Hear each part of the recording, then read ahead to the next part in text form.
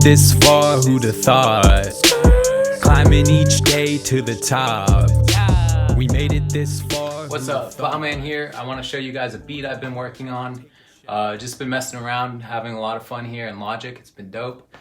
This is more of a, it's a pretty simple beat really. Has a few different parts to it. But let's listen to it and I'll break down a little bit of what I did.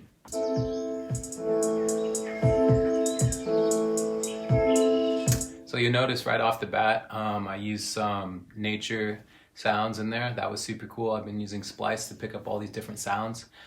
So what I can do is that kind of adds, I guess, like ambiance or kind of texture to the sound. So a lot of times you're going in and one way to make something sound, I guess, more real or more natural is you'd want to add different textures to it. So if you have a piano, you want whatever, just like, it doesn't really matter what it is. It can be even just like distortion or static. But that sort of thing adds kind of depth and texture to the sound. It makes it sound real because pretty much everything you hear in real life has something like that going on. There's distortions of some sort. There's whatever, your car going through the city and there's bouncing off the walls of buildings and things like that. Or whatever, you're playing a piano, there's going to be some sort of grit just from the mechanical workings of an instrument. Rearrange words on the page, I'll pull up in a Range Rover. Breaking in, game over. Trying to break in like we playing Red Rover. Rather get black though, all I spit is facts though. Anyway, so really just barely got started on this. You can see I put I don't know, 4 bars in there. Really excited to write more to this one. Probably won't do it for a few weeks.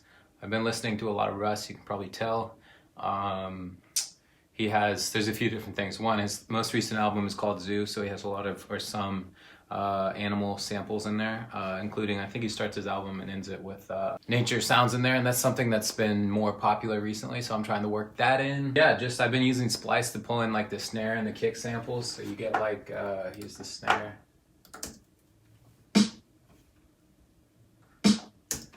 So just a generic snare sound, but you can go through and pick any sample sound that you want from this huge giant sample library, so that's been super dope. We got a kick, let's solo that. Rather get black though, all I spit is facts though. I've been sidechaining all that, so I go in and compress the main instrumental, like main piano chords. So that's just a series of chords here.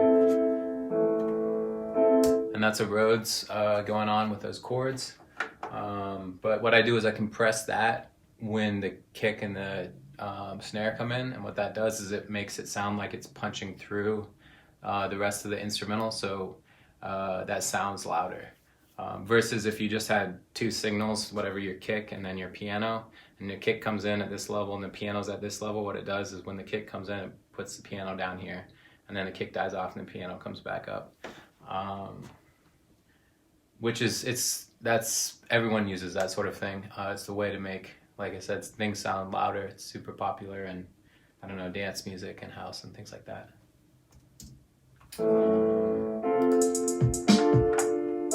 Rearrange words on the page, I'll pull up in a Range Rover. Breaking in, game over. Trying to break in like we playing Red Rover. Rather get black though, all I spit is facts. And then I have a little stereo excitement with the hats. So instead of having just a single track with the hi-hats, what I did is I put 2 different tracks and panned them a little bit, so you get kind of like a back and forth. Yeah, I don't know when I'm gonna get around to finishing this one. I'm super excited about that. Other than that, still getting ready for Toronto. It's in 2 days. I'm super stoked. Gonna make some dope tracks, then come back here to SF, shoot some music videos for it. Yeah. That's it. Thank you guys for joining me. I'll catch you guys on the next Daily Plow. Peace.